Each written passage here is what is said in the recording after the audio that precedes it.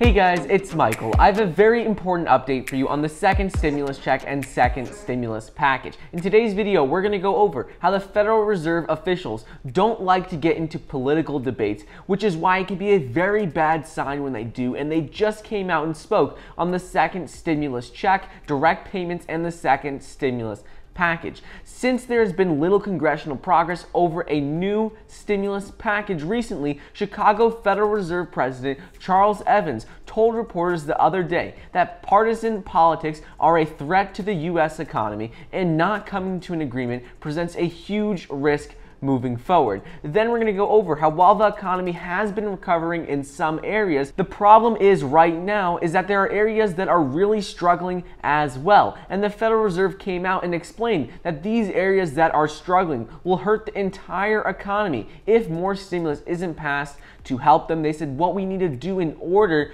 to help these specific areas, how much money we need to pass. And finally, the Federal Reserve will be convening for their final meeting before the November election this week on September 15th and 16th. So we're going to go over exactly what they're going to be announcing in this meeting tomorrow and what they're going to be talking about with the second stimulus check and second stimulus package. So we're going to go over all of that and more, but before we get started, it would really mean a lot if you could like the video down below and subscribe to my channel. It's completely free to do so, and it currently says that about 50% of you watching are not subscribed. So if you'd like to stay up to date on what is going on with the second stimulus check, second stimulus package, as well as other news updates, well then please be sure to subscribe. Also, don't forget, you can get 2 free stocks valued up to $1,600 when you download the Webull investing app using the link down below, and you can get $20 immediately when you download the M1 Finance app.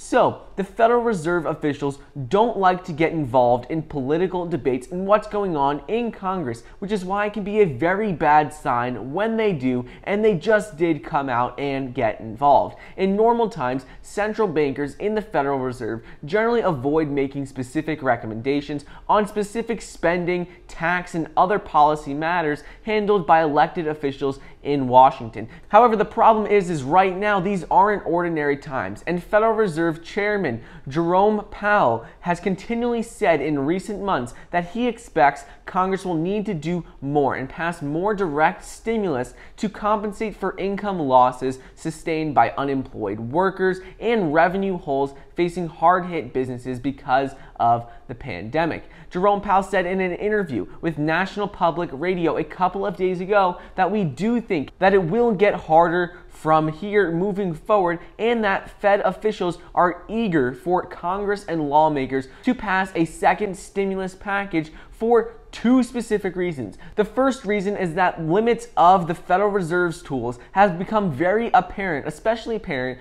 during the pandemic-induced downturn. And the second reason why they are urging Congress to get this second bill passed soon is simply because the economy needs it to recover, because it was extremely hard hit by the pandemic and there are still tens of millions of people without jobs.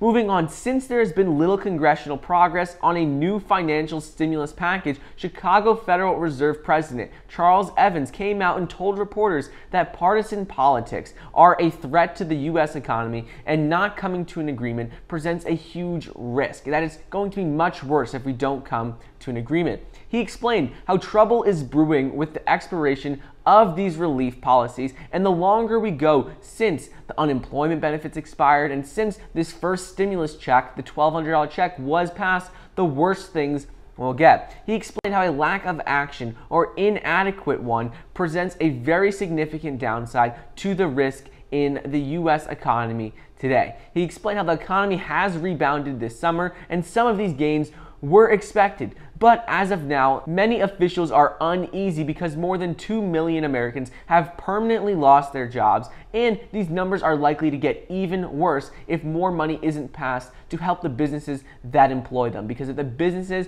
don't have money, well then they're going to have to lay more people off permanently. Next up, as while the economy is recovering in some areas, the big problem is that right now there are areas that are really struggling, and the Fed came out and explained that these areas that are struggling will hurt the entire economy if more stimulus isn't passed to help these specific areas. They explained how a plunge in income concentrated in just a few sectors. It doesn't matter if some areas are recovering, but a plunge in income in just a few sectors of the economy, like for concerts, hotel rooms, restaurants, dining, all of this can spill over to many other areas in the economy. And Fed officials explain how if business owners can't pay rent, landlords have less money to maintain their staffs, and cities face a bigger erosion of their tax income, which will prompt even more layoffs. So it's basically a chain reaction. Mr. Woodford, a Columbia University economist who is influential in central banking circles, said how all steps in this chain are affected, and that is why we need more stimulus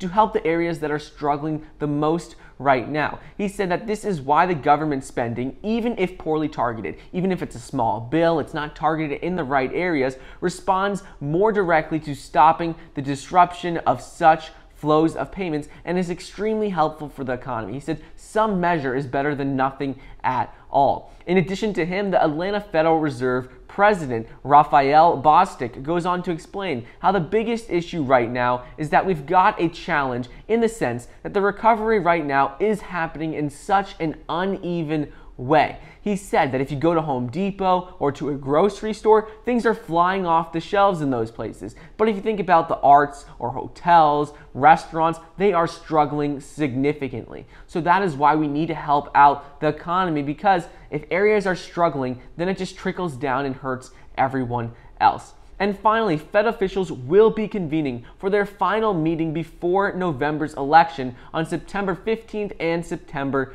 16th. The central bank is expected in this meeting to set new economic and interest rate projections that run through the end of 2023. Andrew Smith, who is the chief investment strategist at Delos Capital's Advisors, explains how this is going to be a seismic shift in the Federal Reserve's approach to inflation, and people need to pay close attention to what is happening in this meeting tomorrow and on Wednesday. He explained how they believe it's very important for the Fed to provide clear and substantive guidance on this new approach, given the ever-increasing role of stimulus and monetary policy within the economy right now. So anyways, that is just a quick update on the second stimulus check and second stimulus package. I hope you guys enjoyed today's video. Don't forget to get your 2 free stocks valued up to $1,600 when you download the Webull investing app using the link down below, and get $20 immediately when you download the M1 Finance app as well. Thank you so much for watching. Please be sure to like the video down below, leave a comment, and subscribe, and I'll see you guys next time.